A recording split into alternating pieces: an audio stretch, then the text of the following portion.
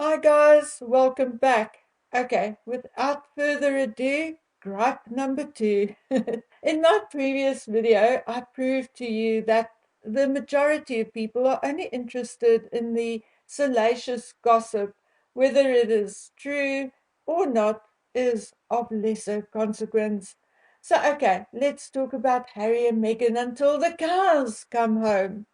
So, if I talk about Megan, it is inevitable that eventually or sporadically I'll talk about Doria, Thomas Markle, Tom Markle Jr., Samantha, other friends, ex friends, and extended family like Ashley Hale, etc.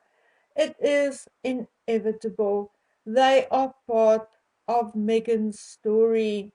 Similarly, when I have to talk about Harry, it is inevitable that I talk about Charles, Diana, William, extended family, friends, and ex friends, as they are part of Harry's story.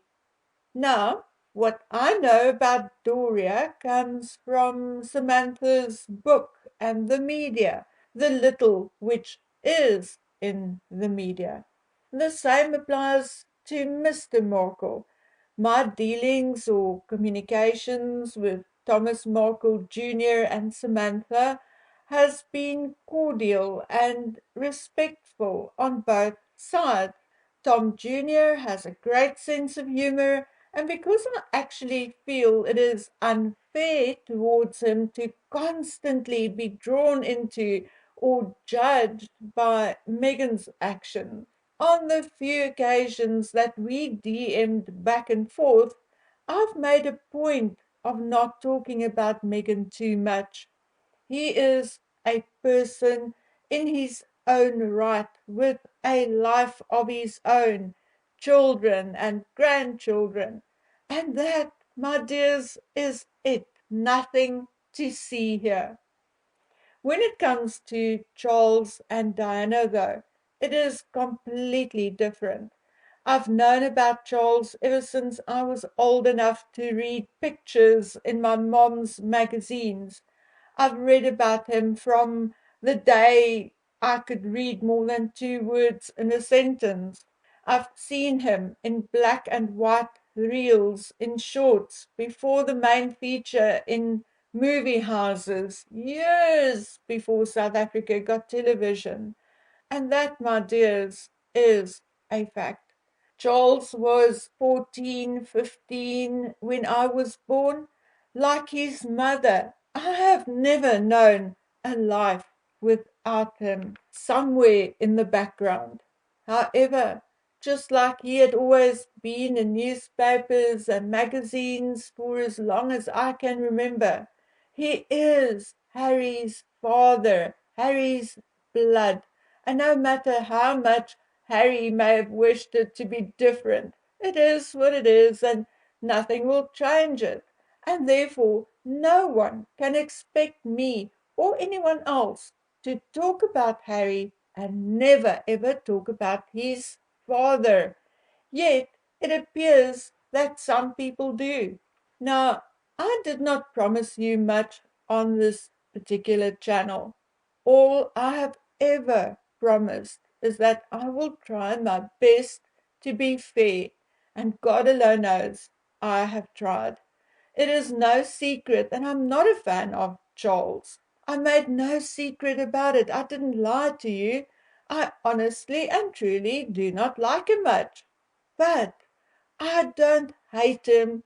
I mean, not even close. How do I explain it? Okay, let me try this. I don't like olives, but if I get served a salad with olives in, I don't go throw a tantrum, break a plate, cry and swear, write to the newspapers. No, I pick them out, put them on the side of my plate, and eat the rest of my salad. And that is exactly how I feel and act towards anything related to Charles.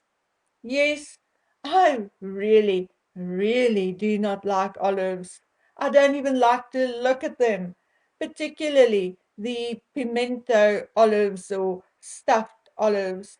I'm not even going to tell you what they look like to me, but let's just say I intensely dislike olives. But do I discriminate or hate the people who actually love olives?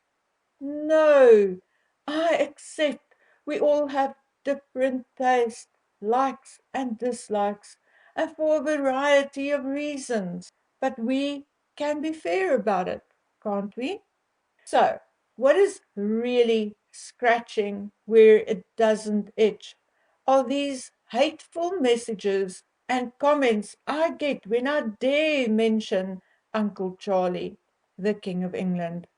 It does not matter what I say, whether I say the photo of Charles and Louis during the Platinum Jubilee is so cute and heartwarming, or whether the photograph Catherine took of William and his father is one of the most beautiful, descriptive pictures I have ever seen of any father and son, or whether I just said that I think making Kenya his first state visit to a Commonwealth country was a mistake for quasi political reasons, or whether I say his accent and language is a little grating and does not hit my ears right because I am South African.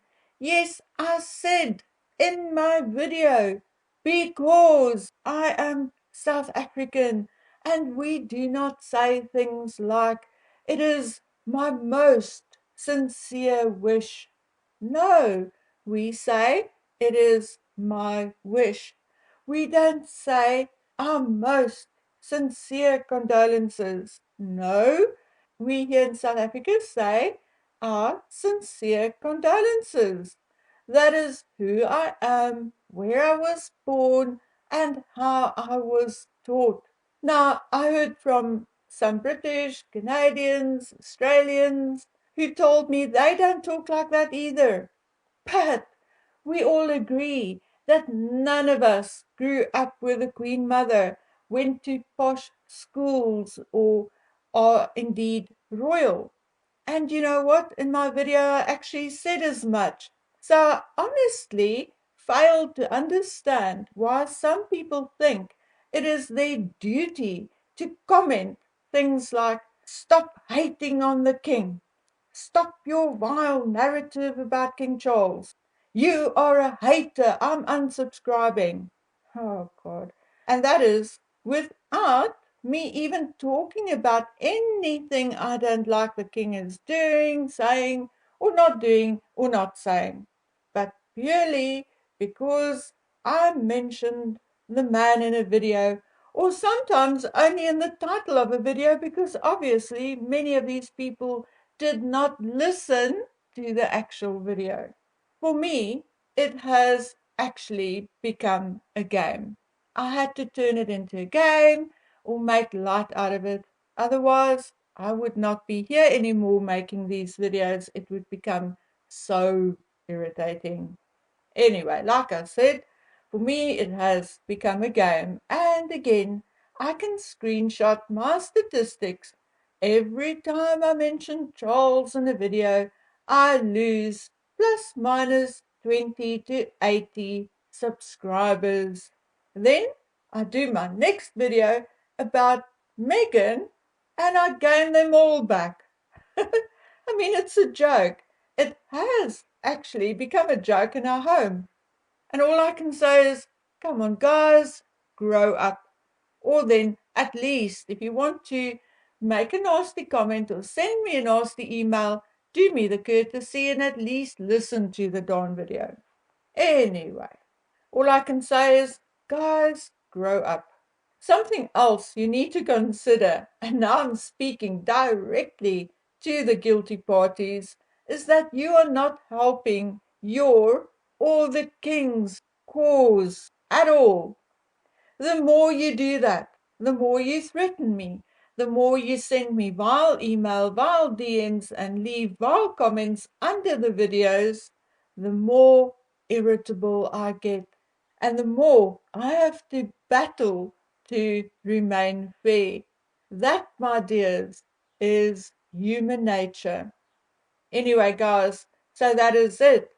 But seeing that I'm talking about King Charles in this video, let's quickly talk about this.